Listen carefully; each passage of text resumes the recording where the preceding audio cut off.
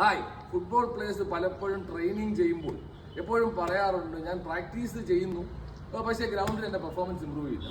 അപ്പം ഈ training, science of training പറയുന്നത് നിങ്ങൾ ഗ്രൗണ്ടിൽ എന്ത് ചെയ്യുന്നോ, അതായത് നിങ്ങൾ ഗ്രൗണ്ടിൽ എത്രമാത്രം ഇൻറ്റൻസിറ്റി ചെയ്യുന്നോ ആ ഇൻറ്റൻസിറ്റിയെ നിങ്ങൾക്ക് നിങ്ങളുടെ മാച്ചിൽ പ്രതീക്ഷിക്കാൻ പറ്റും. അതായത് നിങ്ങളൊരു 100% ഇൻറ്റൻസിറ്റി ചെയ്യുന്ന വർക്കൗട്ട്, ആ വർക്കൗട്ട് നിങ്ങൾ 100% നിങ്ങൾ പ്രാക്ടീസ് ചെയ്താൽ മാത്രമേ നിങ്ങൾ ഗ്രൗണ്ടിൽ അത് മാച്ചിൽ അത് ഇംപ്ലിമെൻറ്റ് ആവുന്നു.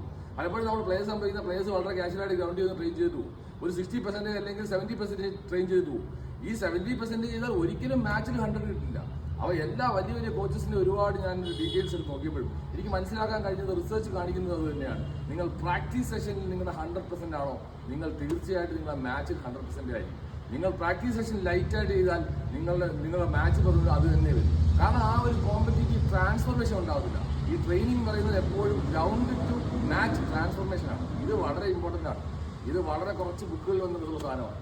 ഈ ട്രാൻസ്ഫോർമേഷൻ പ്ലേയേഴ്സ് മനസ്സിലാക്കുക.